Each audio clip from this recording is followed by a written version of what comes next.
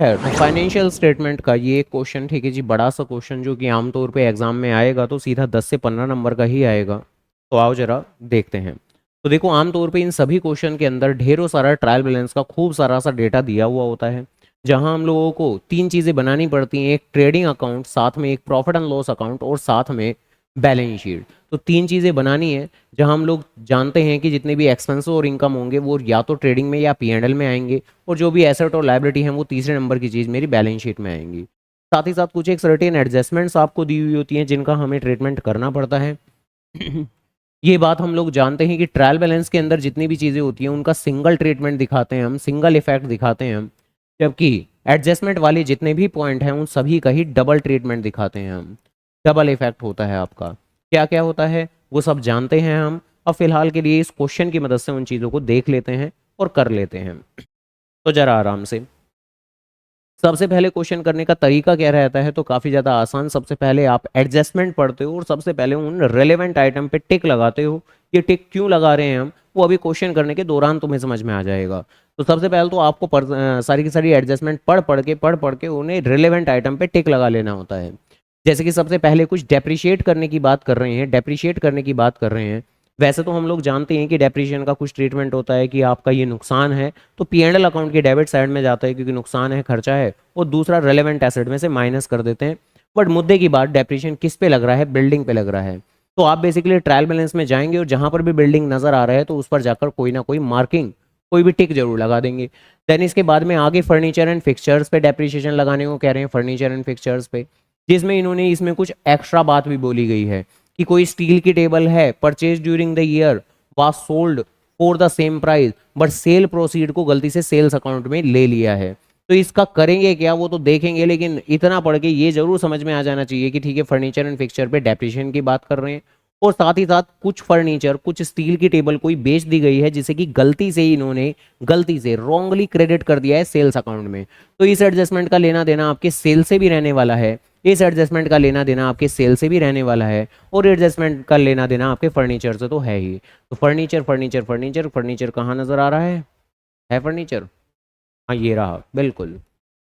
तो फर्नीचर ऐसे करके बात। देन इसके बाद में ऑफिस इक्विपमेंट पर डेप्रिसिएशन लगाने की बात कर रहे हैं, जहां ऑफिस इक्विपमेंट के केस में कुछ परचेज की बात बोल दी कि परचेज ऑफ अ टाइपराइटर था जिसे रॉन्गली डेबिट कर दिया परचेज अकाउंट में। तो बिल्कुल इसी तरीके से जो ऑफिस इक्विपमेंट है उसके ऊपर एक एडजस्टमेंट आपकी दी हुई है और जिसका लेना देना आपके परचेजेस से है, तो परचेजेस पर भी जाकर हमें टिक लगाना पड़ेगा।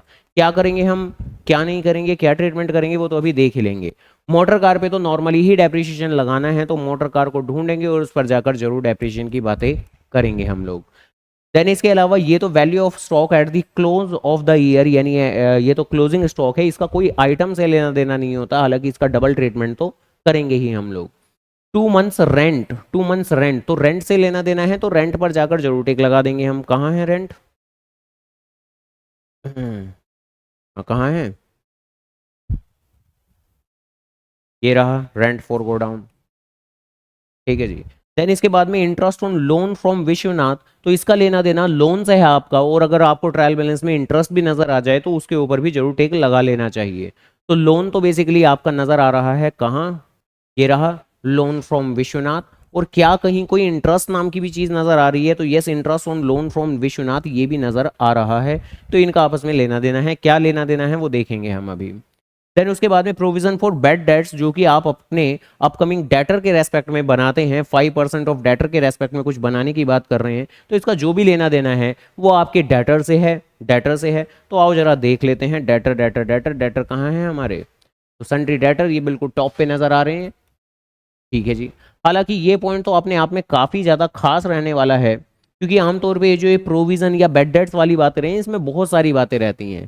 डेटर्स भी हैं हमारा, साथ ही साथ अगर आप चेक करो तो प्रोविज़न फॉर बेड डेट्स भी है हमारा, साथ ही साथ अगर तुम चेक करो तो बेड डेट्स भी हैं हमारा। अब इन सभी चीज़ों को क्या ट्रीटमेंट करने वाले हैं वो तो देखेंगे हम लोग, ठीक है जी। देन इसके बाद में आखिरी में कुछ इंश्योरेंस प्रीमियम की बातें कर रहे हैं कि इंश्योरेंस प्रीमियम वगैरह वगैरह वगैरह कुछ लाइफ इंश्योरेंस पॉलिसी का है और कुछ पीरियड की बात कर रहे हैं। तो इसका जो भी ट्रीटमेंट होगा इंश्योरेंस प्रीमियम के अंदर ही होगा, तो इंश्योरेंस प्रीमियम पे जाकर टिक लगा देंगे हम लोग। तो सबसे पहले तो एडजस्टमेंट पढ़ पढ़ के रिलेवेंट आइटम पे टिक लगाना होता है, एंड देन उसके बाद में फाइनली हम कर देते हैं अपना क्वेश्चन शुरू। क्या क्वेश्चन हम इस तरीके से करते हैं कि हम लोग जानते हैं कि ट्रेडिंग अकाउंट में डेबिट साइड में परचेज आता है, ओपनिंग स्टॉक आता है, तो ओपनिंग स्टॉक आता है तो आओ चलें ओपनिंग स्टॉक ढूंढने, तो जवाब है ना। हम बेसिकली क्वेश्चन कैसे करते हैं कि क्वेश्चन के अंदर जो जो डेटा दिया हुआ है उसे जा जाकर फिल करते जाएंगे। सबसे पहले अपने सॉल्यूशन में सारे के सारे फॉर्मेट हम प्रिपेयर कर लेंगे, ट्रेडिंग अकाउंट का फॉर्मेट बनाएंगे, पी एंड एल अकाउंट का फॉर्मेट बनाएंगे और बैलेंस शीट का फॉर्मेट बना लेंगे। देन इसके बाद में जैसे जैसे जो जो आइटम आपके आते जाएंगे उन्हें वहां पर फिल करते जाएंगे। जैसे कि सबसे पहला आइटम है हमारा कैश इन हैंड और कैश एट बैंक। ऑब्वियसली हमारे एसेट हैं तो ये मेरी बैलेंस शीट के अंदर ही जाने वाले हैं। तो cash in hand cash at bank यानी कैश और बैंक हैं 14,000 26,000, तो बस ये हमारी सीधा बैलेंस शीट के अंदर जाएंगे। बैलेंस शीट के अंदर जाएंगे कैश और बैंक 14,000 और 26,000 के साथ। तो ऐसे करके कुछ ऐसे करके एक एक आइटम पढ़ना है और उनका ट्रीटमेंट करते जाना है। जैसे कि अब जो नेक्स्ट पॉइंट है वो आपका डेटर का है और डेटर के कनेक्शन में काफ़ी सारी बातें दी हुई हैं। तो अब जरा आराम से, अब जरा आराम से, सबसे पहले ये जो डेटर के रेस्पेक्ट में पॉइंट था हमारा, तो वो था कुछ प्रोविजन का। तो सबसे पहले वो जो एडजस्टमेंट है वो जरा रिकॉल कर लेते हैं कि आमतौर पे अगर कभी भी बेड डेट की एडजस्टमेंट दी हुई हो या प्रोविजन की एडजस्टमेंट दी हुई हो तो उनका क्या ट्रीटमेंट किया करते थे हम लोग।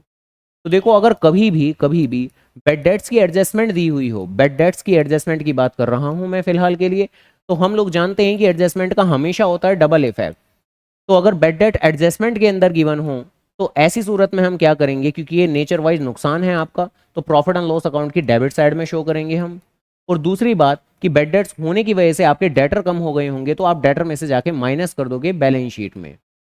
लेकिन लेकिन लेकिन लेकिन अगर कभी भी बेड डेट आपके एडजस्टमेंट में ना हुए, भाई एडजस्टमेंट में हुए तो ये होगा डबल इफेक्ट। लेकिन अगर बाई चांस एडजस्टमेंट में ना हुए, बाई चांस ट्रायल बैलेंस में हुए, जिसका मतलब हुआ कि वो बेड डेट्स तो ऑलरेडी रिकॉर्डेड है, तो उन्हें उनके नेचर के अनुसार सिर्फ एक ही जगह दिखाएंगे। और बेड डेट्स का नेचर क्या होता है, लॉस, खर्चा एक तरीके का। तो उस सूरत में तो हम सिर्फ और सिर्फ पी एंड एल अकाउंट की डेबिट साइड में ही दिखाएंगे, सिर्फ एकमात्र एक ही ट्रीटमेंट करने वाले हैं। तो ये तो बात रही हमारी बेड डेट्स की। अब आगे आगे कई बार हमारी प्रोविजन फॉर बेड डेट नाम से भी एडजस्टमेंट नजर आ जाती है।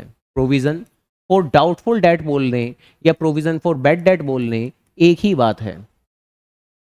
प्रोविजन फॉर डाउटफुल डेट की आमतौर पे क्वेश्चन में एक परसेंटेज दी हुई होती है, जिस परसेंटेज को आपको कहाँ अप्लाई करना होता है, डेटर पे अप्लाई करना होता है। प्रोविजन होता क्या है, तो प्रोविजन बेसिकली एक ऐसी चीज होती है जो हम भविष्य में होने वाले नुकसान के लिए बनाते हैं। तो क्या पता हमारे कोई आगे चल के बैड डेट हो जाए, तो उसके लिए हम पहले से ही प्रोविजन बनाते हैं। जरा एक बात बताओ, प्रोविजन बनाने से क्या होगा, प्रॉफिट कम होगा या ज्यादा होगा? हाँ बिल्कुल, प्रॉफिट कम होगा। तो अगर कभी भी प्रोविजन एडजस्टमेंट में हुआ, अगर कभी भी प्रोविजन एडजस्टमेंट में हुआ, तो इस बात का मतलब क्या है, तो इस बात का मतलब है कि हमें प्रोविजन बनाने की जरूरत है। और प्रोविजन बनाने से क्या होगा, प्रोविजन बनाने से प्रॉफिट रिड्यूस हो जाता है। प्रोविजन बनाने से प्रॉफिट रिड्यूस हो जाता है। और ऐसी जो भी चीजें हैं जो आपके प्रॉफिट को कम करती हैं, जैसे कि खर्चे, जैसे कि नुकसान, वो सभी चीजें प्रॉफिट एंड लॉस अकाउंट की डेबिट साइड में ही शो की जाती हैं। बताओ सही बात है या नहीं सही बात है? कि जितने भी एक्सपेंसेस होते हैं वो भी मेरे प्रॉफिट को गिराते हैं, नुकसान होते हैं वो भी मेरे प्रॉफिट को गिराते हैं, सब मेरे डेबिट साइड में आते हैं। तो प्रोविजन के बनाने से भी मेरा प्रॉफिट गिरेगा। तो इसका पहला जो ट्रीटमेंट होगा वो होगा प्रॉफिट एंड लॉस अकाउंट की डेबिट साइड में शो करना। हालांकि यहाँ पर प्रॉफिट एंड लॉस अकाउंट की डेबिट साइड में शो करने का जो कारण है, कारण क्या है, क्योंकि प्रॉफिट बनाने से प्रॉफिट जो कि प्रोविजन बनाने से प्रॉफिट का बैलेंस कम होगा, तो इसलिए हम उसे डेबिट साइड में दिखा रहे हैं। लेकिन अगर मैं बात करूं कि प्रोविजन का अल्टीमेट नेचर क्या होता है, तो प्रॉफिट का नेचर क्या होता है, बताओ प्रॉफिट का नेचर क्या होता है? तो प्रॉफिट का नेचर होता है लायबिलिटी। लायबिलिटी, क्योंकि जितना भी बिजनेस में प्रॉफिट हो रहा है वो अल्टीमेटली प्रॉफिट आपको बिजनेसमैन को देना पड़ेगा। प्रॉफिट का नेचर ध्यान रखिएगा, प्रॉफिट निकलता with the help of income है, लेकिन उसका नेचर तो लायबिलिटी होता है। पूरी 11वीं और 12वीं क्लास में काफी बार बोला करते थे हम। यही कारण है कि प्रॉफिट के जो हिस्से जनरल रिजर्व हुआ करते थे वो भी हमारी बैलेंस शीट की लायबिलिटी साइड में ही दिखा करते थे। तो प्रॉफिट का नेचर क्या होता है, लायबिलिटी होता है। प्रॉफिट में से अगर मैं कुछ बना रहा हूं प्रोविजन, तो उसका नेचर भी क्या होगा, लायबिलिटी ही होगा। और पूरी क्लास 12th के दौरान भी काफी बार हम ये बातें बोला करते थे। तो प्रोविजन का नेचर क्या होता है, लायबिलिटी। लेकिन फिर भी ये जो प्रोविजन है इसको टेक्निकली तो लायबिलिटी साइड में दिखाना चाहिए, क्यों, क्योंकि ये तो एक लायबिलिटी होता है। But by way of better presentation हम उसको एसेट साइड में दिखा देते हैं बाय वे ऑफ डिडक्शन, यानी कि हम इसको क्या करते हैं, डेटर में से माइनस करके ही दिखाते हैं। तो देखो डेटर में से माइनस करके ही दिखाते हैं, लेकिन इसका कारण तो कुछ और है। यानी अगर सपोज करो, ध्यान से देखो, बेड डेट की एडजस्टमेंट, बेड डेट की एडजस्टमेंट क्या है, बेड डेट की एडजस्टमेंट का ट्रीटमेंट पीएनएल की डेबिट साइड डेटर में से माइनस करना। प्रोविजन फॉर बेड डेट की एडजस्टमेंट का भी ट्रीटमेंट क्या है, पीएनएल की डेबिट साइड और डेटर में से माइनस करना, लेकिन दोनों का कारण अलग अलग है। बेसिकली बेड डेट अपने आप में नुकसान है, इसलिए डेबिट साइड में दिखा रही हैं। बेड डेट की वजह से डेटर कम हो जाते हैं, इसलिए डेबिट साइड में दिखा रहे, इसलिए डेटर में से माइनस कर रहे हैं। लेकिन प्रोविजन को पीएनएल की डेबिट साइड में क्यों दिखा रहे हैं, क्योंकि प्रोविजन बनने की वजह से प्रॉफिट के बैलेंस कम हो जाते हैं, इसलिए हम यहाँ पर डेबिट साइड में दिखा रहे हैं। और प्रोविजन बनने के बाद वो बनता क्या है, वो तो एक लायबिलिटी होता है, लेकिन उसे जबरदस्ती एसेट साइड में दिखाते हैं, तो एसेट में से माइनस करके दिखाते हैं। और कौन सा एसेट, डेटर में से, क्योंकि डेटर के लिए ही तो ये बना रहे हैं, तो बेसिकली डेटर में से माइनस करके दिखाते हैं। हालांकि हालांकि हालांकि देखो, ये जो ये वाली बातें मैंने की, ये तो बातें मैंने की कि अगर ये कभी भी आपका एडजस्टमेंट में गिवन होगा तो तब क्या होगा। लेकिन अगर अगर अगर अगर बेड डेट, अगर बेड डेट ट्रायल बैलेंस में गिवन हो, अगर बेड डेट ट्रायल बैलेंस में गिवन हो, तो तब क्या होगा, बताओ तब क्या होगा। भाई तब तो खाली पहली बात तो एक सिंगल ट्रीटमेंट ही करोगे आप, दूसरा तो कोई नहीं करोगे। और क्या करोगे, प्रॉफिट एंड लॉस अकाउंट की डेबिट साइड में शो करोगे आप।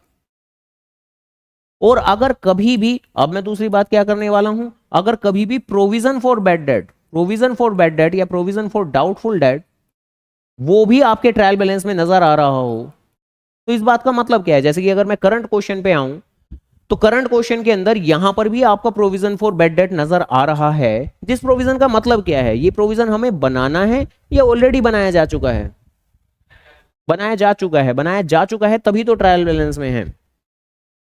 लेकिन प्रोविजन और भी कुछ बनाने की बात कर रहे हैं, 5%। तो बेसिकली क्या मैं ये बोल सकता हूं कि ये तो एक तरीके से ओल्ड प्रोविजन है, पुराना प्रोविजन है जो बनाया जा चुका है। ये कुछ नई टर्म्स एंड कंडीशन है जिसके बेसिस पे प्रोविजन बनाने की बात चल रही है। जब कहीं भी प्रोविजन अगर दोनों जगह नजर आए, दोनों जगह मतलब आपका एडजस्टमेंट में भी नजर आए और आपको ट्रायल बैलेंस में भी नजर आए, तो ध्यान रखिएगा जो आपका ट्रायल बैलेंस का प्रोविजन होगा वो आपका पुराना प्रोविजन होगा। जो एडजस्टमेंट के अंदर गिवन प्रोविजन होगा, एडजस्टमेंट का मतलब क्या होता है कि ये काम करो, ये काम एडजस्ट करो, तो ये काम बाद में बोला जाता है, तो इसको ट्रीट किया जाता है नया नया न्यू प्रोविजन। न्यू प्रोविजन को आप बनाते हो जिसकी वजह से प्रॉफिट कम होता है, जिसकी वजह से आप उसे पीएनएल की डेबिट साइड में दिखाते हो। बट ओल्ड प्रोविजन का क्या, ओल्ड प्रोविजन को खत्म कर देते हैं हम लोग। तो पुराने प्रोविजन को खत्म करेंगे तभी तो नया प्रोविजन बनाया जा सकेगा। हालांकि इसके कुछ अल्टरनेट और भी ट्रीटमेंट होते हैं, उनके बारे में भी बात करूंगा मैं। तो फिलहाल के लिए तो बस इतना सही अच्छे से याद रखें क्या, कि जितना भी आपका पुराना प्रोविजन होगा तो आप बेसिकली उसको खत्म कर देंगे। और खत्म कैसे करेंगे भाई, प्रोविजन बनता कैसे है, पी एंड एल की डेबिट साइड में डालकर। तो प्रोविजन खत्म कैसे होगा, पी एंड एल की क्रेडिट साइड में डालकर। दिस इज समथिंग लाइक जैसे आप 12वीं क्लास के अंदर भी किया करते थे कि प्रोविजन कई बार बनाना पड़ता था तो वो नुकसान हुआ करता था, रिवैल्यूएशन की डेबिट साइड में डाला करते थे आप। लेकिन कई बार प्रोविजन को खत्म करने की नौबत भी आती थी, प्रोविजन जब एक्सेसिवली बना होता था तो प्रोविजन को कम करते थे आप, तो रिवैल्यूएशन की क्रेडिट साइड में डालते थे। बिल्कुल सेम लगभग वही लॉजिक यहां पर चल रहा है कि प्रोविजन अगर कहीं भी बनाना है आपको, और बनाना कौन सा होता है, जो एडजस्टमेंट वाला प्रोविजन होता है वो बनाना होता है आपको, तो पीएनएल की डेबिट साइड में आप डालते हो। लेकिन अगर कोई ट्रायल बैलेंस में ऑलरेडी एग्जिस्टिंग पुराना कोई प्रोविजन है तो पुराने प्रोविजन को खत्म कर देते हो आप पीएनएल की क्रेडिट साइड में डालकर। फाइनली इन सारे के सारे पॉइंट्स का निचोड़ हमारे इस क्वेश्चन के अंदर कैसे होने वाला है, तो आओ जरा देखते हैं। तो सबसे पहले तो क्वेश्चन के अंदर हमें नजर आ रहा है कि डेटर्स हैं हमारे कितने, 8,60,000 रुपए के। तो ऑब्वियसली 8,60,000 रुपए के डेटर हम यहां शो कर देंगे, 8,60,000 रुपए के डेटर्स। हालांकि हमने वो टिक क्यों लगाए थे, जिससे कि हमें याद रहे कि वो 8,60,000 रुपए सीधा आउटर कॉलम में नहीं शो करने, इनर कॉलम में शो करने हैं। तो 8,60,000 रुपए को इनर कॉलम में शो करेंगे। देन इसके बाद यहां प्रोविजन भी हमें नजर आ रहा है, ठीक है ओके। यहां बेड डेट भी हमें नजर आ रहा है, ओके ठीक है। और अब यहां पर लिखा क्या हुआ है इन्होंने, क्या यहां एडजस्टमेंट में कोई बेड डेट की बात थी, तो नहीं, एडजस्टमेंट में कोई भी बेड डेट की बात नहीं थी। अगर होती तो उन बेड डेट का डबल ट्रीटमेंट करते, लेकिन नहीं है। हाँ, एडजस्टमेंट में प्रोविजन की बात जरूर लिखी हुई है, और हम लोग जानते हैं ये वाली बात कि भाई एडजस्टमेंट में अगर प्रोविजन की बात लिखी हुई है तो इसका डबल ट्रीटमेंट करेंगे। और क्या क्या ट्रीटमेंट करेंगे, एक करेंगे पी एंड एल की डेबिट साइड में शो करना, और दूसरा करेंगे डेटर में से माइनस करना। और पुराने प्रोविजन का तो क्या करना होता है, पुराने प्रोविजन को तो क्या करना होता है, पुराने प्रोविजन को तो फिनिश कर देना होता है। फिनिश कर देना होता है मतलब पी एंड एल अकाउंट की क्रेडिट साइड में डाल के खत्म कर देना होता है। इसके अलावा भाई बेड डेट अगर एडजस्टमेंट में होते तो उनका भी डबल ट्रीटमेंट होता। और क्या ट्रीटमेंट होता उनका भी यही होता, पी एंड एल की डेबिट साइड में लिखना और डेटर में से माइनस कर देना। लेकिन फिलहाल एडजस्टमेंट में तो नहीं है, सिर्फ और सिर्फ वहां ट्रायल बैलेंस में ही गिवन है जो ऑलरेडी रिकॉर्डेड बेड डेट है। क्या करेंगे उनका, ऊपर वाले बेड डेट का, उनका तो सिंगल ट्रीटमेंट करना है उनके नेचर के अनुसार। बेड डेट का नेचर क्या होता है, नुकसान, तो प्रॉफिट एंड लॉस अकाउंट की डेबिट साइड। तो घुमा फिरा के बस इतनी सी बात रह जाती है। अब यही सारी सारी चीजें हमें बारी बारी से कर करके दिखानी है। तो आओ जरा करके दिखाई। सबसे पहले ये वाले बेड डेट हैं इनका ही निपटारा कर देते हैं, क्योंकि वैसे भी सिंगल ट्रीटमेंट करना है। तो बेड डेट्स 20,000 रुपए। तुम खुद से सवाल करोगी क्या माइनस होगा, क्या ये एडजस्टमेंट में गिवन है, क्या ये बेड डेट्स एडजस्टमेंट में गिवन है? जवाब है ना। अगर एडजस्टमेंट में गिवन होते तो पीएनएल की डेबिट साइड, तो डेटर में से माइनस। लेकिन हैशटैग का मतलब क्या हुआ कि ये तो आपके ट्रायल बैलेंस में गिवन है, तो ऐसे में तो उनका सिंगल ट्रीटमेंट ही करेंगे हम लोग। तो क्योंकि ट्रायल बैलेंस में गिवन है तो इसलिए सिर्फ पीएनएल की डेबिट साइड में दिखाएंगे। अगर बाई चांस एडजस्टमेंट में दिखते तो पीएनएल की डेबिट साइड में दिखाने के साथ साथ डेटर में से भी माइनस करते, जैसे हम प्रोविजन का करेंगे। ठीक है, ओके ओके। तो अब इसके बाद में आ जाएंगे यहां इसके ऊपर, जहां इसका क्या ट्रीटमेंट करना है। एक तो पीएल की डेबिट साइड में शो करना और डेटर में से माइनस करना। तो ठीक है भैया, एक तो पीएल की डेबिट साइड में शो करना, पीएल की डेबिट साइड में शो करना प्रोविजन फॉर डाउटफुल डेट, और साथ ही साथ डेटर में से माइनस करना, तो डेटर में से माइनस करना प्रोविजन फॉर डाउटफुल डेट। और कितना माइनस करना, 5%, 5% ही कह रहे हैं बनाने को। कौन सा पेज खोल के बैठे हो? तो एडजस्टमेंट कहाँ है इसकी, सॉल्यूशन खोल के बैठे हो क्या? बीच में एक पन्ना स्किप क्यों किया हुआ है, क्यों कर रहे हो ऐसे? यहाँ खोलना है तुम्हें, बताओ क्या कर रहे हो? हाँ, तो 5% इसका कितना हो जाएगा, इसका हो जाएगा 43,000। तो यानी ये प्रोविजन है, ये क्या है, नया प्रोविजन है जो आप बना रहे हो, जिसको obviously P and L account की डेबिट साइड में भी शो करोगे 43,000। और ये क्या है, ये एक नया प्रोविजन है। क्या सारा ट्रीटमेंट हो चुका है? हाँ जी सारा हो चुका है, बस एक को छोड़कर। क्या, जो पुराना प्रोविजन था जिसको आपको पी एंड एल अकाउंट की क्रेडिट साइड में डाल के खत्म कर देना था। कितना, 30,000 रुपए। तो क्रेडिट साइड में by by provision for doubtful debt, ये तो ओल्ड प्रोविजन है, इसको तो फिनिश करना है। बात खत्म हो गई। क्या इसका डेटर में से कुछ करना है? नहीं, इसका डेटर में से कुछ नहीं करना। जो ओल्ड प्रोविजन होता है उसको तो सिर्फ पीएनएल अकाउंट की क्रेडिट साइड में डालकर खत्म कर देते हैं हम लोग। तो बताओ जी, के बात समझ में आ गई है क्या? हाँ भैया।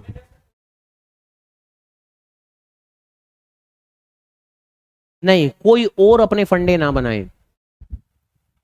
हाँ, ठीक है। अब बिल्डिंग डेबिट साइड में दिखेगी तो क्या डेबिट साइड में दिखाएंगे? बिल्डिंग तो एक एसेट है, तो बैलेंस शीट में एसेट साइड में जाएगा, है ना। हाँ, जो ट्रेडिंग और पी एंड एल से रिलेटेड चीजें हैं तो उनके केस में ऐसे सोच सकते हो तुम कि रेंट डेबिट में है तो पी एंड एल की डेबिट में दिखाएं, रेंट क्रेडिट में है तो पी एंड एल की क्रेडिट में दिखाएं। तो हाँ, तब ऐसा सोचा जा सकता है। ठीक है, ओके, खैर। तो डन जी डन, ठीक है, ओके, हो गई हमारी ये बात। सही है, हाँ सही है। आगे, stock on 1 April 2021, obviously opening stock है ये 6,20,000 रुपए का। तो ओपनिंग स्टॉक है तो ये तो ट्रेडिंग अकाउंट के अंदर जाएगा। टू ओपनिंग स्टॉक 6,20,000 रुपए, 6,20,000 रुपए। देन इसके बाद में अगला आइटम जो कि आ गया आपका फर्नीचर। फर्नीचर, फर्नीचर के रेस्पेक्ट में हमने कहा था कि फर्नीचर का तो कुछ लेना देना सेल से भी है, कहा था ना हमने। तो बेसिकली फर्नीचर की फिगर कितनी है, 2,14,000 रुपए। तो सबसे पहले तो 2,14,000 रुपए जाकर अपनी बैलेंस शीट के अंदर ही शो कर देते हैं। तो फर्नीचर, फर्नीचर कितना, 2,14,000 रुपए। और क्योंकि इस पॉइंट का कुछ तो लेना देना सेल से भी है, तो फटाफट से जरा सेल्स को भी ढूंढ के लेके आते हैं। और सेल्स की फिगर है आपकी 23 लाख रुपए। तो ठीक है, सेल्स भी दिखाई देते हैं अभी के अभी, 23 लाख रुपए।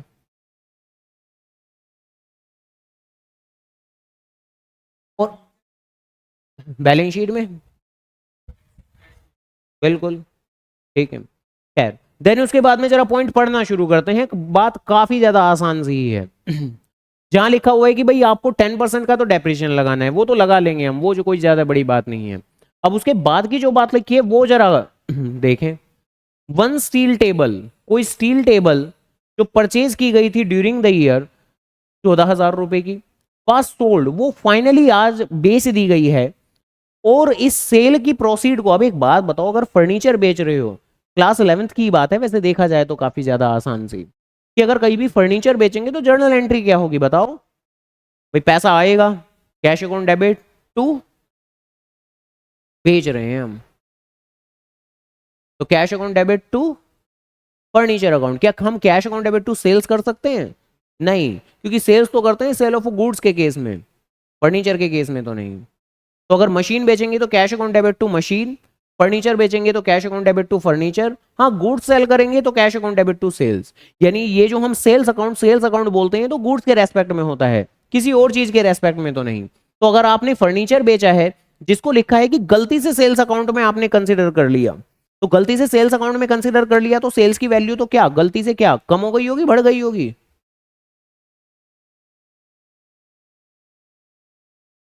बहुत अजीब बात है, सच में बहुत अजीब बात है। किसी चीज को गलती से कहीं कंसिडर कर लेने से उसका बैलेंस बढ़ जाएगा, कम हो जाएगा?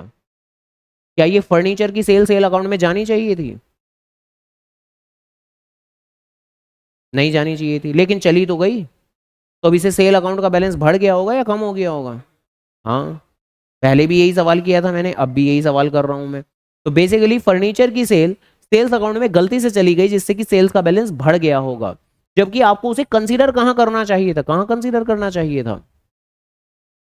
फर्नीचर अकाउंट में कंसीडर करना चाहिए था। फर्नीचर अकाउंट में कंसीडर करने का मतलब क्या? फर्नीचर का बैलेंस बढ़ाना चाहिए था या फर्नीचर का बैलेंस गिराना चाहिए था? हाँ, तो देखो जरा आराम से, भाई फर्नीचर की सेल को आपने सेल्स अकाउंट में कंसीडर कर लिया जिससे सेल्स अकाउंट का बैलेंस बढ़ गया होगा, तो आपको सेल्स अकाउंट का बैलेंस गिराना पड़ेगा, कम करना पड़ेगा। तो ये 14,000 रुपए तो सबसे पहले डेफिनेटली पक्की बात है कि हम यहां माइनस करने वाले हैं यहां, यानी कुछ भी लिख सकते हैं यहां अपनी लैंग्वेज में, रॉन्गली क्रेडिटेड फर्नीचर या rectification of wrongly credited furniture या रेक्टिफिकेशन ऑफ फर्नीचर, कुछ भी लिख सकते हैं अपनी अपनी लैंग्वेज में लिखना है। भैया गलती से सेल्स में से इंक्लूड हो गई है तो सेल्स में ही से माइनस करोगे, क्या बोले जा रहे हो? पता नहीं कैसी कैसी बातें कर रहे थे भाई। जब गलती से सेल में इंक्लूड हो गई है, उन्होंने कहा नहीं है गलती से सेल में इंक्लूड हो गई है, तो सेल में से ही तो माइनस करोगे। हालांकि सेल में से तो माइनस करोगे और उसे जाकर वहां कंसिडर करोगे जहां कंसिडर करना चाहिए। कहां कंसिडर करना चाहिए? क्या बेचा था आपने? टेबल, फर्नीचर बेचा था, तो फर्नीचर में जाके कंसिडर करेंगे। अब कंसिडर करने का मतलब क्या हुआ कि फर्नीचर में जाके ऐड करेंगे या माइनस? माइनस। चुप हो जाए। चीजों को खाली इतनी बचकानी निगाहों से ना देखें कि हाँ एक जगह प्लस का होगा तो दूसरी जगह तो माइनस ही होगा, एक जगह माइनस होगा तो दूसरी जगह तो प्लस ही होगा। ऐसे क्यों क्यों? एक कंसेप्ट बनाएं और उसके हिसाब से चीजों को चलें। अकाउंट्स में जो कि अलग अलग अकाउंट होते हैं, सबका अपना अपना नेचर होता है। चीजों को इतनी बचकानी निगाहों से देखना इमीडिएट बेसिस पे बंद करें। हमने अभी अभी एक लाइन बोली थी कि बेसिकली फर्नीचर बेच रहे हैं, फर्नीचर बेच रहे हैं जो कि गलती से सेल अकाउंट में इंक्लूड कर लिया, तो सेल अकाउंट में से हटाना पड़ेगा, और सेल अकाउंट में से हटाना पड़ेगा मतलब सेल्स अकाउंट में से माइनस करना पड़ेगा। आ गई बात समझ में? फिर उसके बाद में फर्नीचर अकाउंट में आकर आपको कंसिडर करना पड़ेगा। अब आपने किया क्या है? क्या फर्नीचर खरीदा है? क्या बेचा है? जिससे कि फर्नीचर का बैलेंस जैसे ही आप यहां अगर कंसिडर करोगे तो फर्नीचर का बैलेंस पे क्या इंपैक्ट आएगा? अब से पहले तो आपने उसे कंसिडर नहीं किया था यहां पर, लेकिन जैसे ही अब आप उसे कंसिडर करोगे तो क्या होने वाला है? फर्नीचर अकाउंट का बैलेंस बढ़ जाएगा या कम हो जाएगा? कम हो जाएगा, तो माइनस ही तो करेंगे। ठीक है जी। टेक्निकली ये फर्नीचर का बैलेंस इतना होना नहीं चाहिए था, फर्नीचर का बैलेंस कम होना चाहिए था। यहां लिख देंगे रॉन्गली क्रेडिटेड सेल्स अकाउंट की, गलती से सेल्स में डाल दिया था हमने, रेक्टिफिकेशन वट एवर कोई भी लैंग्वेज यूज कर सकते हैं। तो देखो वहां से भी माइनस ही किया है और यहां से भी माइनस ही किया है, लेकिन अलग अलग जगह से माइनस करने का कारण अलग है। वहां माइनस करने के पीछे का कारण है कि सेल में से उस अमाउंट को हटाना, और यहां माइनस करने के पीछे का कारण है कि यहां फर्नीचर में इफेक्ट कंसीडर करना। अब फर्नीचर को बेचा जा रहा है तो बेचने से तो फर्नीचर कम ही होगा, तो इसलिए यहां से तो माइनस ही करेंगे। और वहां पर सेल में से, क्योंकि सेल जितनी ज्यादा होती जाती है उतनी ज्यादा बढ़ती जाती है, आपने एक बेवजह की सेल उसमें इंक्लूड कर ली तो आपको माइनस करना पड़ता है। तो दोनों जगह का कारण अपना अपना है। तो डन हो गया। हालांकि क्वेश्चन के अंदर क्या सिर्फ यही वाली बात थी? नहीं, उन्होंने कुछ 10% का डेप्रिसिएशन भी तो लगाने को कहा था, तो अब हम 10% का डेप्रिसिएशन लगा देंगे। और डेप्रिसिएशन का ट्रीटमेंट हम लोग जानते हैं कि क्या क्या होता है। एक तो एसेट में से माइनस करना, और कितना करेंगे हम माइनस? तो ऑब्वियसली 10% लगाना है हमें डेप्रिसिएशन, तो बचे हुए 2 लाख रुपए के ऊपर 10% लगाएंगे हम। कितना हो जाएगा? 20,000 रुपए। तो फाइनल बैलेंस कितना होगा? 1,80,000 रुपए। और ये जो डेप्रिसिएशन है ये तो एक एडजस्टमेंट है, क्या इसका सिंगल इफेक्ट होगा? नहीं, डबल इफेक्ट होगा। दूसरा ट्रीटमेंट क्या होगा? पी एंड एल की डेबिट साइड में। और कितना दिखाएंगे? क्या ये दिखाएंगे? हाँ, 20,000 दिखाएंगे। ठीक है जी, तो 20,000 दिखाएंगे टू डेप्रिसिएशन। और क्योंकि हम लोग जानते हैं, नहीं जानते हैं तो जान लें, क्योंकि डेप्रिसिएशन खाली एक आधी चीज पे तो नहीं है। तो डेप्रिसिएशन को तो हेडिंग टाइप बनाकर देख देंगे हम लोग कि फिलहाल मैं कंसिडर कर रहा हूं फर्नीचर का डेप्रिसिएशन कितना है? 20,000 रुपए।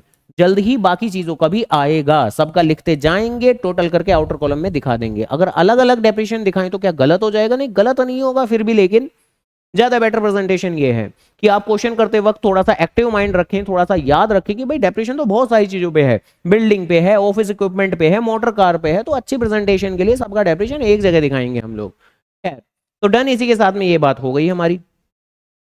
देन इसके बाद में आगे आगे आगे क्या लिखा हुआ है? Office equipment. ऑफिस इक्विपमेंट पे भी तो एक बात थी कि ऑफिस इक्विपमेंट 15% का तो डेप्रिसिएशन लगाना है, लेकिन इसमें से कोई परचेज ऑफ अ टाइपराइटर 40,000 का था जो कि गलती से परचेज अकाउंट में डाल दिया। फर्नीचर के केस में गलती से सेल को सेल अकाउंट में डाल दिया। टाइपराइटर यानी ऑफिस इक्विपमेंट, भाई टाइपराइटर एक ऑफिस इक्विपमेंट ही होता है, ध्यान रखिएगा। तो टाइपराइटर जो कि एक ऑफिस इक्विपमेंट है जिसको कि परचेज किया गया था, उसे गलती से परचेज अकाउंट में डाल दिया। तो जैसे मैंने सेल के केस में बोला था कि सेल में से इफेक्ट हटाओ, फर्नीचर में जाके इफेक्ट कंसीडर करो, तो ऐसे ही यहां पर भी मैं बोलूंगा कि परचेज में से इफेक्ट हटाओ और जाकर ऑफिस इक्विपमेंट में जाके कंसीडर करो। हालांकि यहां तरीका थोड़ा सा जरूर बदलेगा। तो सबसे पहली बात तो यही रहने वाली है हमारी, क्या जी? ऑफिस इक्विपमेंट हमारे जितने भी हैं, कितने, 1,60,000, वो हम लोग जाकर दिखा देंगे। तो office equipment, office office office equipment 1,60,000 रुपए वो नॉर्मली दिखा देंगे। और क्योंकि हम लोगों ने देख ही लिया है कि ऑफिस इक्विपमेंट का जो लेना देना है वो कुछ परचेजेस से है, तो परचेज की फिगर को भी दिखा देंगे। कहाँ है परचेजेस की फिगर? हाँ, ये रही परचेज की फिगर, 14 लाख रुपए की। ठीक है जी, तो 14 लाख रुपए की डेबिट साइड में टू परचेजेस, 14 लाख रुपए। ठीक है जी, ओके। देन इसके बाद में आप क्या करने वाले हैं बताएं? भाई हमने कहा क्वेश्चन के अंदर लिखा हुआ है कि कोई 40,000 रुपए की परचेज है जिसे गलती से परचेज अकाउंट में डाल दिया। तो गलती से डाल दिया तो परचेज में से हटा देंगे, और हटा देंगे मतलब माइनस कर देंगे। और जाकर टाइपराइटर में कंसीडर करेंगे, ऑफिस इक्विपमेंट में कंसीडर करेंगे। अब कंसीडर करेंगे, इस बार तो परचेज कर रहे हैं। जैसे कंसीडर करेंगे तो परचेज करने से क्या होगा? बैलेंस बढ़ जाएगा या कम हो जाएगा? हम्म, अच्छा, परचेज करने से बैलेंस कम हो जाएगा, क्यों? कैश के बैलेंस की बात कर रहा हूं। जो मैं ऐसी बचकानी बात करूंगा कि परचेज करने से तो पैसा जाता है तो कैश का बैलेंस कम, मैं कैश बैलेंस की बात कर रहा हूं। ये इस तरह से क्यों सोचते हैं हम लोग, पता नहीं। तो बेसिकली मैं नहीं बात कर रहा हूँ कैश बैलेंस की, मैं बात कर रहा हूँ ऑफिस इक्विपमेंट अकाउंट बैलेंस की। तो जैसे ही हम ऑफिस इक्विपमेंट खरीदेंगे तो ऑफिस इक्विपमेंट पर क्या फर्क पड़ेगा? तो वो तो बढ़ जाएगा ना। जैसे जब फर्नीचर सेल कर रहे थे तो फर्नीचर का बैलेंस कम हो रहा था तो हमने माइनस किया था, बट टाइपराइटर परचेज करने से, ऑफिस इक्विपमेंट परचेज करने से उसका बैलेंस तो बढ़ेगा। ध्यान रखना, चीजों को इमेजिन करने के अलावा कोई दूसरा ऑप्शन नहीं है। चीजों को याद करने की कोई भी कोशिश करोगे तो नहीं, लुटिया डूबेगी, पक्का डूबेगी। तो 40,000 रुपए की परचेज ऑफ अ टाइपराइटर है तो उसे यहां से निकालो, यहां से निकालो। यहां लिख सकते हैं, कुछ भी लैंग्वेज लिख सकते हैं, रॉन्गली डेबिटेड परचेज अकाउंट, या टाइपराइटर कुछ भी लिखते रहें, रेक्टिफिकेशन कुछ भी लिख दें। ठीक है जी, 40,000 रुपए। तो यहां से माइनस करेंगे हम ये 40,000 रुपए, और जाकर अपने ऑफिस इक्विपमेंट, ऑफिस इक्विपमेंट यहां पर क्या करेंगे? परचेज किया है हमने, परचेज करने से सामान बढ़ता है। बताओ, ये बचकानी सी बातें भी बोलनी पड़ती हैं मुझे। खैर, रॉन्गली डेबिटेड परचेज अकाउंट।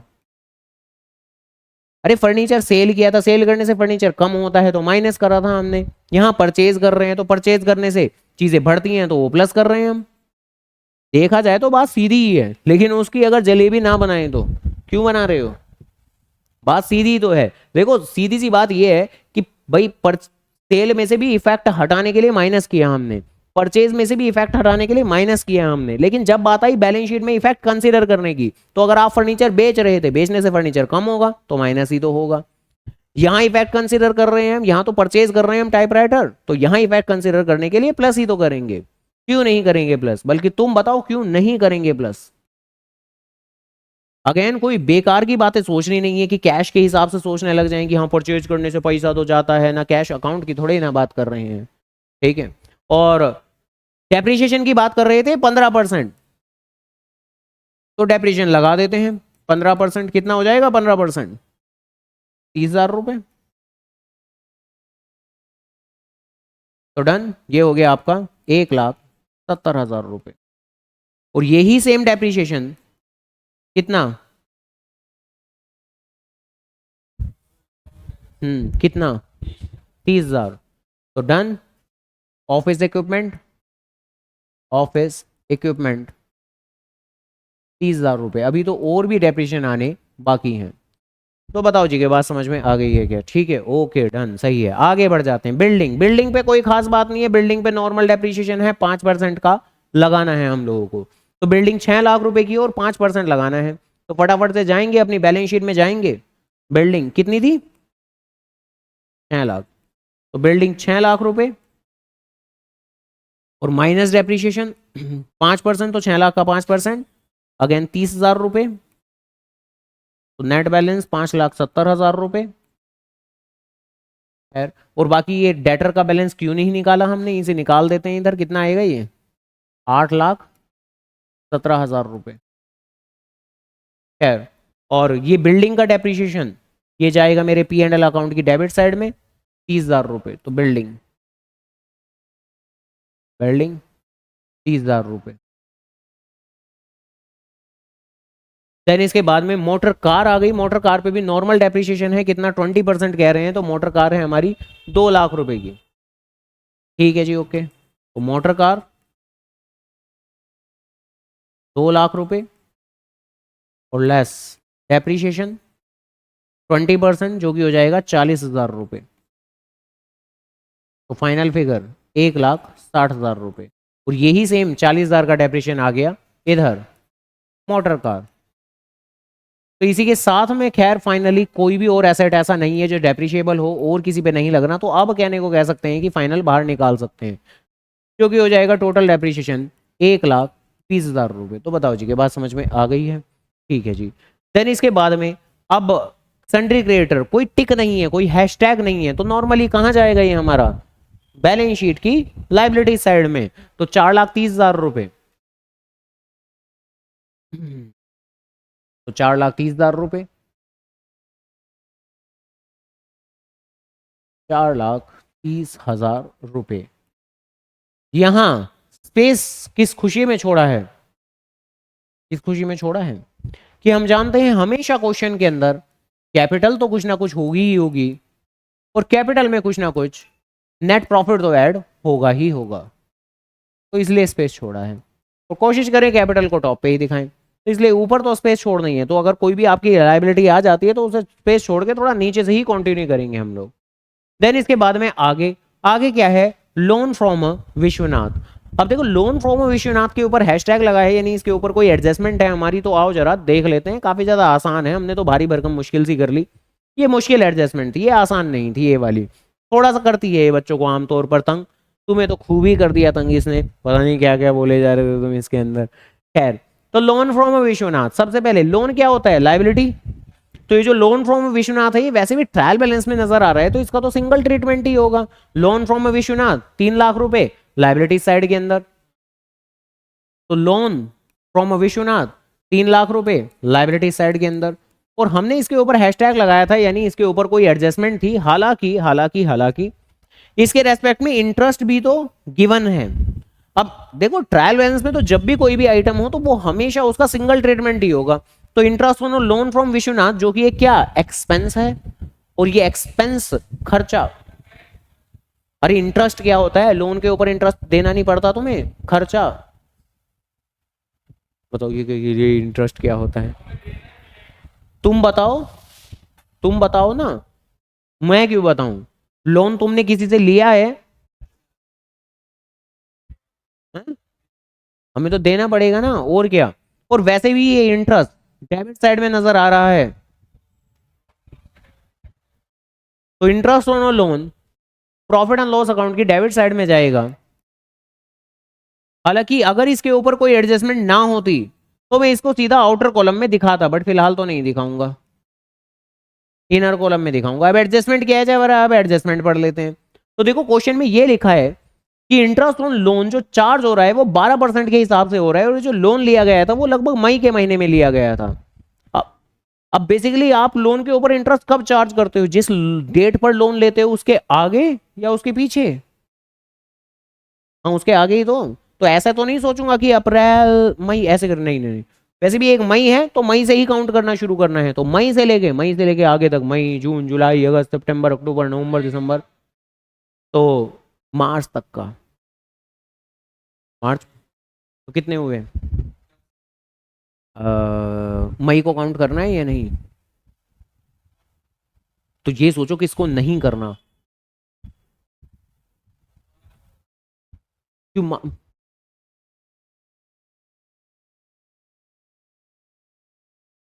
अरे चुप हो जाओ, चुप हो जाओ, बस चुप हो जाओ, तुम ना ऐसी बातें कर देते हो ना, बस मन उठ जाता है बिल्कुल। ठीक है, साल शुरू कब होता है,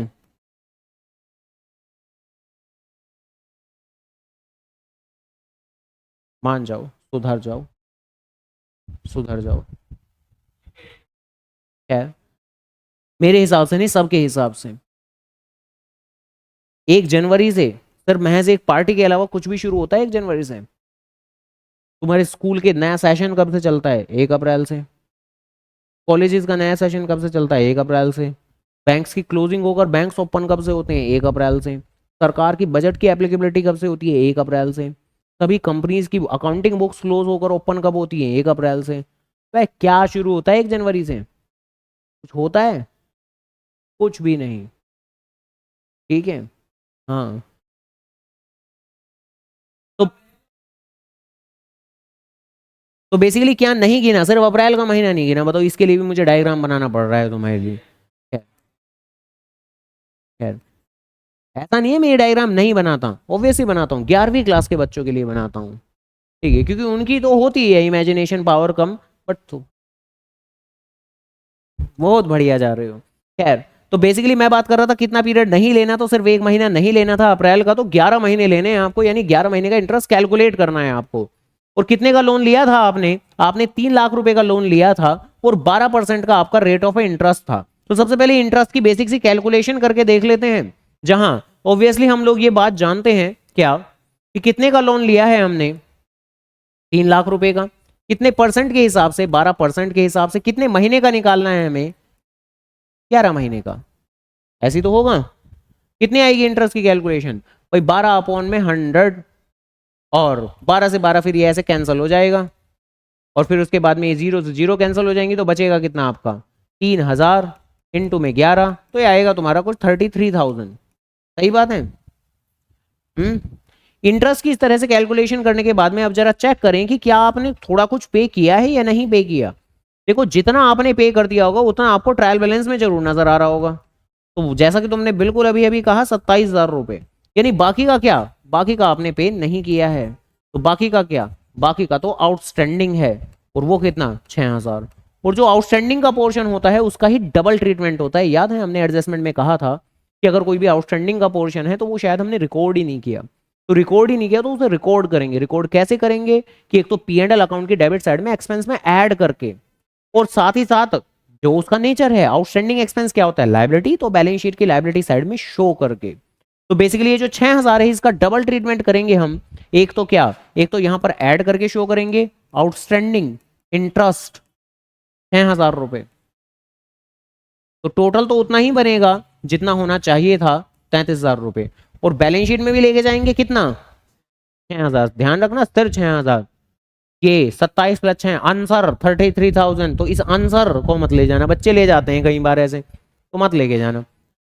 ठीक है जी। और ये जो आउटस्टैंडिंग इंटरेस्ट है, देखो ये तुम्हारी मर्जी है, क्या मर्जी है कि इसको सेपरेट आइटम के तौर पर शो करें 6,000, और या फिर इनर कॉलम में 3 लाख फिर ऐड 6,000 और फिर टोटल 3,06,000 ऐसे करके शो करें, वो हमारी मर्जी है, वो कोई दिक्कत नहीं है। तो डन, समझ गए, पक्का? ठीक है जी, ओके। तो लोन वाली तो ये एडजस्टमेंट थी जो बहुत ज्यादा मुश्किल नहीं थी। प्रोविजन का ट्रीटमेंट ऑलरेडी कर चुके हैं, परचेज का ट्रीटमेंट ऑलरेडी कर चुके हैं। परचेज रिटर्न का तो क्या होगा, परचेज में से माइनस होगा, कितना दिया हुआ है, ये रहा 26,000 रुपए, तो परचेज में से जाकर माइनस कर देंगे। इसीलिए ही इसकी अमाउंट को नहीं लेके गया था मैं आउटर कॉलम में। तो परचेज रिटर्न 26,000 रुपए अब लेके जा सकते हैं, बताओ कितना होगा अब, यानी 66 माइनस होना है, तो ये बचा 34, है ना? है, ये देखो, बताओ, यही तो कैलकुलेटर ने बर्बाद कर दिया बच्चों को।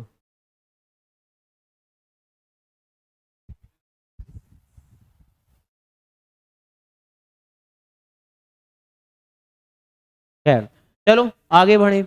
आगे बेसिकली क्या दिया हुआ है, सेल्स दिया हुआ है, सेल्स तो ऑलरेडी लिख चुके थे हम लोग। सेल्स रिटर्न पे आ जाते हैं, जो कि है 42,000 रुपीज। तो 42,000 रुपीज यहां से माइनस कर देंगे जी हम। तो सेल्स रिटर्न 42,000, तो 42,000 माइनस होगा, तो एक तरीके से कह सकते हैं कितना, 56,000 माइनस होगा। 56,000 माइनस होगा तो 22,44,000। ठीक है जी। आगे बढ़ जाते हैं, जहां सैलरी, सैलरी कहां जाएगी, बिल्कुल नहीं, वेजेस जाती है ट्रेडिंग में। सैलरी तो ऑफिसेस के बंदों को दे रहे होंगे, पर्सन्स को दे रहे होंगे, तो 1,10,000 रुपए की salary P and L account की डेबिट साइड में जाएगी आमतौर पर नॉर्मली। हम्म, सब लिखवा दिया था मैंने। ठीक है जी, बेकार की बात मत करो। तो सैलरी तो किसी एक की अगर कॉपी में लिख दूं तो फोटो क्लिक कर कर अपनी कॉपी में लिखा करें। ठीक है, वो तो नहीं करूंगा मैं कि एक की कॉपी में लिखूंगा कार्बन पेपर से फिर दूसरे की में भी छपेगा, नहीं ना? क्या बताओ, 1,10,000, अच्छा, सुधर जाओ सुधर जाओ। देन इसके बाद में रेंट वाला पॉइंट आ गया था, जो कि कंपेरेटिवली काफी ज्यादा आसान है। इतने सारे भारी भरकम पॉइंट कर लिए, तो ये तो काफी ज्यादा आसानी पॉइंट लगने वाला है। जहां ये कह रहे हैं कि 2 months rent, 2 months rent for godown is outstanding. कितने महीने का रेंट आउटस्टैंडिंग है, 2 महीने का। तो कितने का पे कर दिया, 10 महीने का। तो रिकॉर्ड भी कितने का किया होगा, 10 महीने का। तो ये जो ये रेंट हमें नजर आ रहा होगा, ये होगा कितने का, 10 महीने का। तो अगर 10 महीने का रेंट 55,000 है, तो 2 महीने का कितना होगा,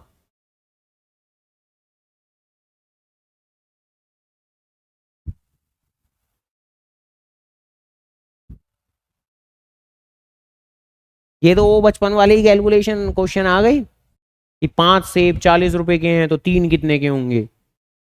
तो अगर 10 महीने का रेंट 55,000 है, तो वही कि 1 महीने का कितना होगा, तो 10 से डिवाइड कर देंगे तो 5,500। तो 2 महीने का कितना होगा, तो 2 से मल्टीप्लाई कर देंगे तो कुछ 11,000 रुपए। यानी इन शॉर्ट 55,000 को 10 महीने का है तो 10 से डिवाइड किया, और 11 का निकालना है तो 11 से मल्टीप्लाई किया, तो इस तरीके से 11,000 रुपए वो आ जाएगा हमारा। तो यानी इन शॉर्ट आपको इस बार क्वेश्चन के अंदर आउटस्टैंडिंग की फिगर पता नहीं थी, तो वो आउटस्टैंडिंग की फिगर पता कर लिया आपने, और कितनी आई, 11,000 रुपए। तो इसी का ही क्या करेंगे हम, डबल ट्रीटमेंट, डबल इफेक्ट। तो क्या होने वाला है, आओ जरा देख लेते हैं। तो रेंट जो दिया हुआ है वो 55,000 दिया हुआ है, और रेंट ऑब्वियसली मेरे पी एंड एल अकाउंट की डेबिट साइड में ही आएगा। तो रेंट जो दिया हुआ है 55,000 पी एंड एल अकाउंट की डेबिट साइड में आएगा। बिल्कुल सही निकाला है। क्या बता रहा है तुम्हारा कैलकुलेटर, बताओ। अब कैलकुलेटर इस्तेमाल करना भी सिखाऊं, सिखा दूंगा, बताओ क्या दिखा रहा है कैलकुलेटर। खैर, तो आउटस्टैंडिंग रेंट हम लोगों ने कितना निकाला, 2 महीने का, तो 11,000 रुपए। तो 11,000 रुपए यहां ऐड कर दिया जाएगा, क्योंकि आउटस्टैंडिंग का कंपोनेंट ऐड ही करते हैं हम लोग। तो ये कितना आ जाएगा, 66,000। और यही आउटस्टैंडिंग वाला कंपोनेंट हम वहां पर भी शो करेंगे, कहां, बैलेंस शीट के अंदर। और जब कहीं भी आप ट्रीटमेंट करें तो साथ के साथ दोनों ट्रीटमेंट तभी के तभी करते जाएं। ऐसा ना सोचें कि अरे बाद में कर देंगे, बाद में कर देंगे तो भूल सकते हैं हम, हो सकता है याद भी रह जाए लेकिन हो सकता है भूल भी जाए। तो इसलिए जब भी एडजस्टमेंट का ट्रीटमेंट करें साथ के साथ दोनों जगह करते चले जाएं। देन इसके बाद में आगे ये कहाँ आएगा, ये इंट्रासोन लोन, ये तो कर चुके थे हम treatment. Rates and taxes, rates and taxes, हाँ हाँ, तो जो भी समझ में ना आए, पीएनएल की डेबिट साइड, बात खत्म। डेबिट, डेबिट ही तो है बैलेंस, तो rates and taxes, discount allowed, ये दोनों ही चीजें आपके पीएनएल अकाउंट की डेबिट साइड में आने वाली हैं। डिस्काउंट रिसीव्ड, ये तो फायदा है, तो ये पीएनएल अकाउंट की क्रेडिट साइड में आने वाली है। शर्म कर लो, तुम्हारा एसेट है, तुम्हारी लायबिलिटी है ये, बताओ। वो तो जानबूझ के लिखेंगे ये शब्द कि कर दो डेटर में कुछ तो कर दो डेटर में, प्लस या माइनस। शर्म कर लो। अगर तुम ऐसा कुछ सोच रहे हो यार, अगर डिस्काउंट हम डेटर को दे रहे हैं तो डेटर से कम ही तो पैसा मिलेगा, और डेटर से कम ही तो पैसा मिलेगा, तो डेटर में तो माइनस ही करेंगे, कोई बात नहीं। तो बेसिकली ये रिकॉर्डेड डिस्काउंट है, ये एडजस्टमेंट में डिस्काउंट नहीं गिवन है, और इवन एडजस्टमेंट में कभी भी नहीं गिवन होंगे। और क्योंकि ये डिस्काउंट ऑलरेडी जब रिकॉर्ड किए जा चुके हैं तो इन्होंने डेटर अकाउंट को ऑलरेडी कम कर दिया होगा। अब आपको उसकी चिंता करने की जरूरत नहीं है, वो तो जानबूझ के इसके नाम में लिख रहे हैं डिस्काउंट अलाउड टू डेटर, कि जाओ इसे डेटर में से कम कर दो, लेकिन आपको नहीं करना, आपको समझना है, ठीक है। अकाउंट्स की भावनाओं को समझें, ठीक है। ऐसे नहीं कि हाँ बस जो जो लिखा है करते चले जाएं ना। डिस्काउंट क्या होता है, डिस्काउंट हमारा या तो फायदा होता है या नुकसान होता है। डिस्काउंट हमें मिलता है तो फायदा, और दे रहे हैं तो नुकसान। तो या तो पीएनएल की डेबिट साइड में आएगा या पीएनएल की क्रेडिट साइड में आएगा, बैलेंस शीट में कुछ नहीं होने वाला इस चीज का। तो यानी क्या क्या करना है जी हमें, एक rates and taxes, discount allowed और डिस्काउंट रिसीव्ड। तो rates and taxes, rates and taxes, इसके अलावा discount allowed to discount allowed, इसके अलावा बाय डिस्काउंट रिसीव्ड। बताओ भैया सबकी अमाउंट बताओ बारी बारी से। रेट्स एंड टैक्सेस कितने हैं, 21,000, और डिस्काउंट अलाउड 24,000, और डिस्काउंट रिसीव्ड 16,000। ठीक है जी, ओके। देन इसके बाद में अगला पॉइंट है फ्रेट ऑन परचेजेस, ये कहां जाएगा।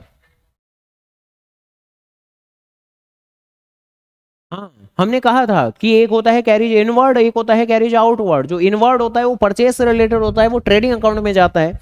जो आउटवर्ड होता है, जो आउटवर्ड होता है वो सेल से रिलेटेड होता है, वो नहीं जाता ट्रेडिंग अकाउंट में, वो तो पीएनएल अकाउंट में जाता है, ध्यान रखिएगा। होते दोनों के दोनों खर्चे ही हैं तो आएंगे डेबिट साइड में ही। वैसे भी दोनों के बैलेंसेस आपके डेबिट और डेबिट ही दिए हुए, तो आएंगे तो डेबिट साइड में ही। लेकिन एक जाएगा आपके पीएनएल अकाउंट की डेबिट साइड में और एक जाएगा ट्रेडिंग अकाउंट की डेबिट साइड में। तो freight on purchase 12,000, freight on purchase 12,000, ये जाएगा ट्रेडिंग अकाउंट की डेबिट साइड टू फ्रेट 12,000। और जो कैरेज आउटवर्ड है वो जाएगा पीएनएल अकाउंट की डेबिट साइड। जो हमने पे किया है किराया सेल के वक्त, कितना है कैरेज आउटवर्ड, 20,000। ठीक है जी, ओके। देन हाँ, वो ट्रेडिंग अकाउंट में तो देखो, ठीक है, कैसी चीज, खैर। देन इसके बाद में ड्राइंग, ड्राइंग का ट्रीटमेंट क्या होगा, बिल्कुल भी नहीं। तो ड्राइंग का ट्रीटमेंट तो क्लास 11 से ही सीखना शुरू कर दिया करते थे हम। क्लास 11th में, बल्कि वो सबसे ज्यादा इजीएस्ट चैप्टर मेरे ख्याल से अकाउंटिंग इक्वेशन, वहीं से ही सीखना शुरू कर दिया करते थे हम कि बिजनेसमैन जब बिजनेस में पैसा लगाता है तो उसको कैपिटल कहते हैं, और अगर निकालता है तो उसको ड्राइंग कहते हैं। और बिजनेसमैन के पैसा निकालने से उसकी कैपिटल कम हो जाती है। और इवन फिर बाद में क्लास 11th में, इवन फाइनल अकाउंट में भी हम किया करते थे कि जो ड्राइंग है ये अल्टीमेटली बिजनेसमैन की कैपिटल को कम कर देता है, तो ये कैपिटल में से माइनस किया जाता है आपका। तो जो 1,20,000 है ड्राइंग, के कोई बिजनेस का खर्चा नहीं है जो आप पीएनएल अकाउंट की डेबिट साइड में कर दोगे। क्या ड्राइंग, ड्राइंग बिजनेस का खर्चा होता है। ड्राइंग का मतलब होता है वो खर्चे जो बिजनेसमैन अपने पर्सनल लेवल के कर रहा है, तो उसको पीएनएल अकाउंट में डेबिट साइड में कैसे कर दोगे, डिपार्टमेंट वाले तो खून भी जाएंगे तुम्हारा, ये क्या कर रहे हो, ये कर क्या रहे हो। हमने कहा था बिजनेस की अकाउंटिंग अलग रखो और बिजनेसमैन की अलग, और चलो बिजनेसमैन अपने पर्सनल खर्चे तो पे करेगा, लेकिन फिर भी उन्हें हाथ मत लगा देना। अगर पी एंड एल अकाउंट के डेबिट साइड में दिखाया तो छोड़ेंगे नहीं, और तुम सीधा उन्हें एक तो पी एंड एल अकाउंट में दिखा रहे हो, वो भी ड्राइंग बोलकर, वो भी ड्राइंग बोलकर।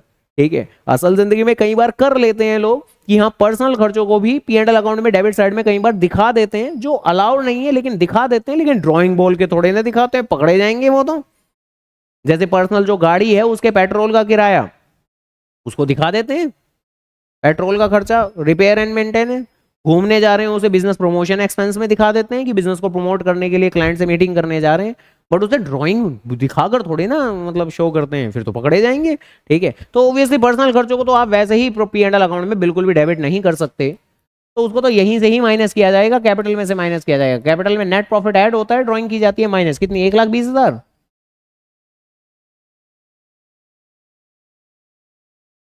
ठीक है जी, ओके। देन इसके बाद प्रिंटिंग एंड स्टेशनरी कहाँ जाएगा? ये देखो सारी चीजों को उठा के ट्रेडिंग में ही ले जाओ, तुम चुप हो जाओ। 18,000 रुपये।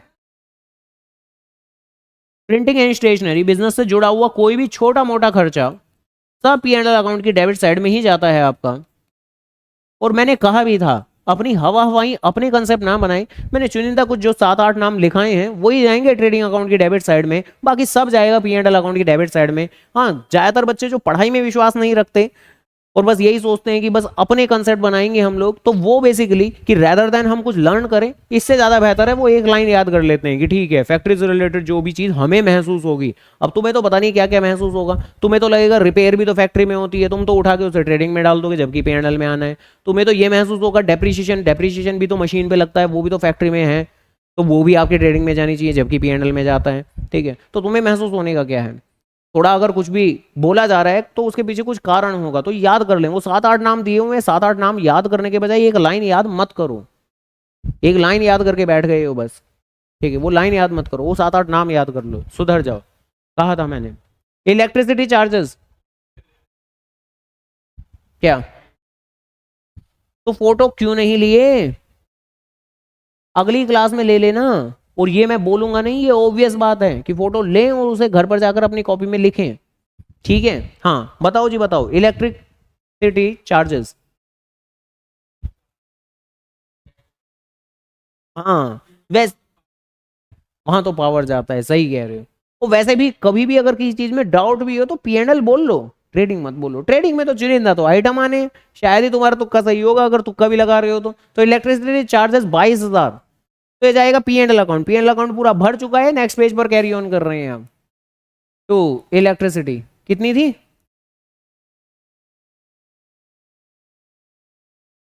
22,000। ठीक है जी, ओके। देन इसके बाद में नेक्स्ट आइटम इंश्योरेंस प्रीमियम, जिसके ऊपर हैशटैग लगाए हुए हैं, यानी इसके ऊपर तो एडजस्टमेंट है। आमतौर पे इंश्योरेंस जाएगा कहाँ,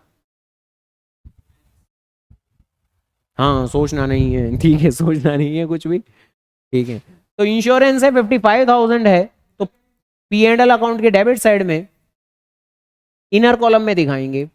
अब इंश्योरेंस होता क्या है, क्या होता है इंश्योरेंस, इंश्योरेंस क्या होता है, हम्म, हाँ बीमा जैसे कुछ, किन चीजों का बीमा कराते हैं हम, हर एक चीज का। हाँ, तो अगर यहाँ पर बिजनेस के अंदर बात चल रही है तो यहाँ पर तो कोई बिजनेस से संबंधित बीमे की ही बात चल रही होगी, इंश्योरेंस की बात चल रही होगी, बिजनेसमैन की कोई लाइफ का इंश्योरेंस की तो बात नहीं चल रही होगी, बिजनेसमैन के कोई हेल्थ के इंश्योरेंस की तो बात नहीं चल रही होगी, वो तो पर्सनल इंश्योरेंस की कैटेगरी में आते हैं। बाकी अगर कभी बाई चांस वो इंश्योरेंस मिले आपको, लाइफ इंश्योरेंस, तो उनको तो ड्राइंग मानना पड़ेगा आपको, ध्यान रखना। हाँ, यहां पर तो बिजनेस से संबंधित इंश्योरेंस तो कौन से होते हैं कि बिजनेस में आग ना लग जाए तो फायर इंश्योरेंस आपका एक बिजनेस से संबंधित इंश्योरेंस है। या अगर सपोज करो वही जो हम पढ़ते थे क्लास 11th की बिजनेस स्टडीज के अंदर भी, कि मरीन इंश्योरेंस आपका एक्सपोर्ट इंपोर्ट का बिजनेस है, शिपमेंट आपकी जाती है कैपिटल में से माइनस।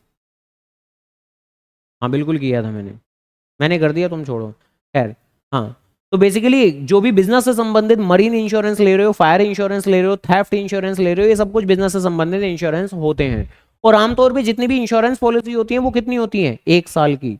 1 साल बाद अगर आपको दोबारा से पॉलिसी को रिन्यू कराना है तो दोबारा से प्रीमियम भरना पड़ेगा। प्रीमियम क्या होता है, क्या पॉलिसी फ्री में मिल जाएगी आपको, नहीं, बदले में पैसा चुकाना पड़ेगा, तो जो पैसा पे करते हैं वो प्रीमियम कहलाता है। अब यहाँ क्या क्या कह रहे हैं, जरा आराम से बातों को ध्यान से सुन लीजिएगा, बात बहुत ज्यादा आसान सी है कि देखो ये जो इंश्योरेंस प्रीमियम आप पे कर रहे हो ना, कितना 55,000, उसमें इंक्लूड है 40,000 रुपए तो towards proprietor life insurance policy. क्या कहा था अभी अभी?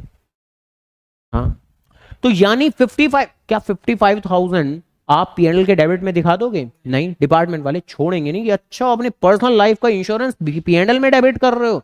गलत बात, गंदी बात। ठीक है, बिल्कुल सही बात। तो पहली बात तो ये है कि सिर्फ 15,000 दिखाएंगे। हालांकि एक दूसरी बात भी तो है। दूसरी बात क्या है तो वो तो अभी देखते हैं। पहले इंश्योरेंस में से ये बात तो पक्की है कि भैया यहां से आपको हटाना पड़ेगा जो ड्राइंग वाला कंपोनेंट है, और वो ड्राइंग वाला कंपोनेंट क्या चल रहा है कि लाइफ इंश्योरेंस। लाइफ इंश्योरेंस कितना? 40,000 रुपए। तो पहले यहां से हटाओगे किसी चीज को, वो जहां इंक्लूड है वहां से हटाओगे, तभी तो दूसरी जगह जाकर कंसीडर करोगे। तो यहां से तो हटा दिया, हटा दिया, अब यहां जाकर कंसीडर करेंगे। ड्रॉइंग मानकर चाहो तो इस, चाहो तो क्या चाहो तो कि 1,20,000 प्लस 40,000, 1,60,000 माइनस कर दो।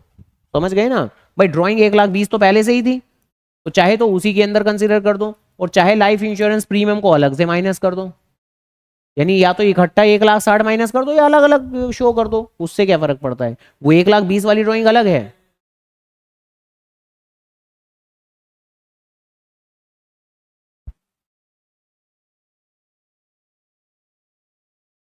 तो चीज़ों को दिखाना तो पड़ेगा। जब तुम्हारे क्वेश्चन में ओरिजिनली इंश्योरेंस प्रीमियम ये 55,000 है, तो तुम सीधा कैसे दिखा सकते हो? अब ऐसे तो तुम सारी बातें बोलने लग जाओ कि हाँ मैं ये कुछ नहीं दिखाऊंगा, ये मैं सीधा ऐसे डेटर को 8,17 दिखाऊंगा, ऑफिस इक्विपमेंट को 1,70 दिखाऊंगा। ये कोई बात चल रही है?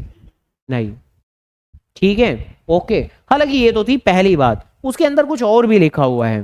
क्या लिखा हुआ है उसके अंदर? उन्होंने लिखा जो बैलेंस ऑफ द इंश्योरेंस है उसका जो पीरियड है वो 1 अप्रैल से शुरू हो रहा है लेकिन 30 जून पर खत्म हो रहा है। पहली बात तो ये कि बैलेंस है कितना? तो बैलेंस है कितना? बैलेंस है बिल्कुल 15, और उसका बेनिफिट जो कि है 1 अप्रैल से लेकर शुरू, 1 अप्रैल से लेकर शुरू और 30 जून तक जा रहा है। जबकि साल तो खत्म कब हो रहा है? 31 मार्च पे ही। तो कितना एक्सीड कर रहा है? ठीक से काउंट कर लिया करो, ठीक से काउंट कर लिया करो भाई। साल यहां से शुरू, यहां पर खत्म। यहां कहां खत्म? 31 मार्च पे खत्म। आगे गिनो।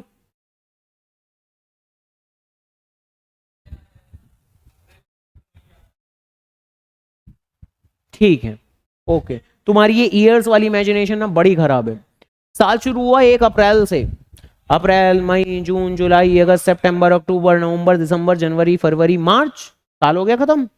बेनिफिट कब तक जा रहा है? 30 जून तक। तो अभी आगे भी बढ़ना है, यानी साल तो यहीं खत्म हो गया। अब आगे कितना और आगे बढ़ना है? अप्रैल मई जून, 3 महीने। इमेजिनेशन बड़ी खराब है भैया। अप्रैल से लेके मार्च तक पूरे 12 महीने, और फिर उसके बाद में 3 महीने और आगे जा रहा है। यानी टेक्निकली वैसे देखो असल जिंदगी के अंदर भी अगर मैं बात करूं, जो इंश्योरेंस पॉलिसीज होती है उनका जो टाइम पीरियड रहता है वो सिर्फ 1 साल रहता है। लेकिन ये होगी कोई खास पॉलिसी होगी, इसका जो टाइम पीरियड है 15 महीने है भाई। ऑब्वियसली अप्रैल से लेके जून तक। अब ये घटिया बातें मत सोचना कि अप्रैल से लेके जून तक, तो अप्रैल मई जून ऐसे नहीं चल रहा है। ये क्या चल रहा है? ये चल रहा है अप्रैल मई जून जुलाई अगस्त सितंबर अक्टूबर नवंबर दिसंबर जनवरी फरवरी मार्च, और फिर अप्रैल मई जून।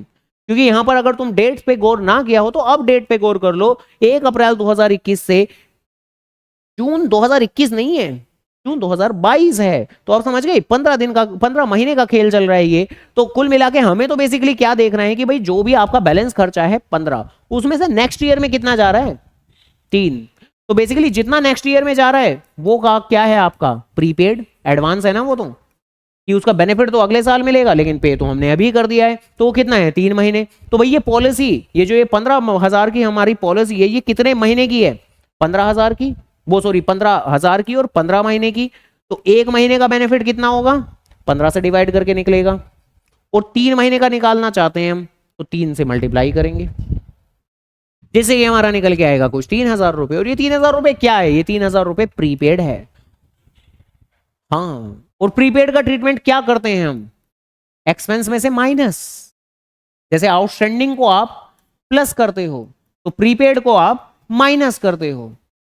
तो यहां से माइनस, और बैलेंस शीट की क्या, कहां प्रीपेड एक्सपेंस क्या होगा, एसेट या लायबिलिटी? खैर, तो प्रीपेड एक्सपेंस, प्रीपेड इंश्योरेंस 3,000,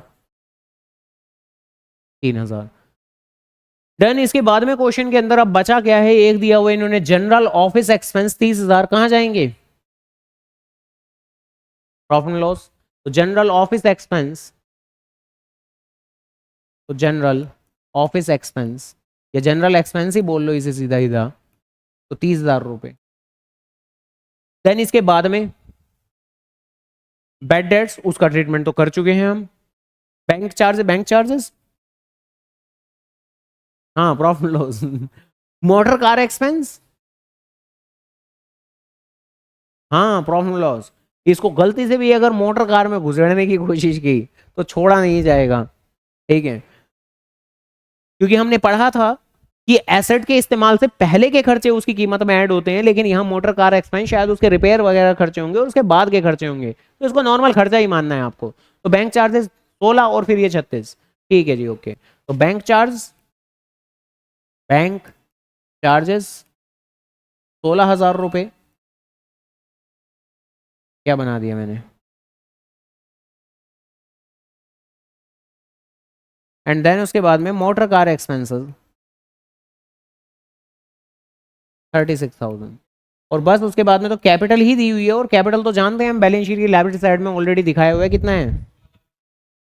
16,20,000। तो खैर फाइनली क्या क्वेश्चन खत्म हो गया? नहीं जी, क्वेश्चन खत्म नहीं हुआ, क्योंकि हमने एक पॉइंट ये भी तो छोड़ा हुआ था, वैल्यू ऑफ अ स्टॉक ये 4,40,000, और जिसका भी ऑब्वियसली हम डबल ट्रीटमेंट ही करेंगे। क्या क्या कि 4,40,000 रुपए को एक तो ट्रेडिंग अकाउंट के क्रेडिट साइड में शो करेंगे बाय क्लोजिंग स्टॉक 4,40,000, और दूसरा दूसरा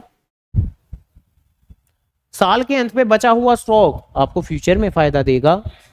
हाँ, तो बैलेंस शीट की एसेट साइड, तो क्लोजिंग स्टॉक कहाँ एडजस्ट करूं? क्लोजिंग स्टॉक जगह ही नहीं बची, क्लोजिंग स्टॉक लिख दिया भैया आप तो यहीं पे 4,40,000 रुपए, ठीक है? नहीं, वो टेक्स्ट वहीं रहेगा। ठीक है, खैर। तो बताओ जी, ये बात समझ में आ गई क्या? इसके बाद में तो सिर्फ क्लोजिंग करनी है, क्लोजिंग करके दिखाएं या क्लोजिंग तो कर ही लेंगे? कोई नहीं, उसके लिए तो ये ध्यान से देख लेना बस, प्रोविजन वाले पॉइंट को लेके। तो ये जो ये समरीज यहाँ पर बनाई है,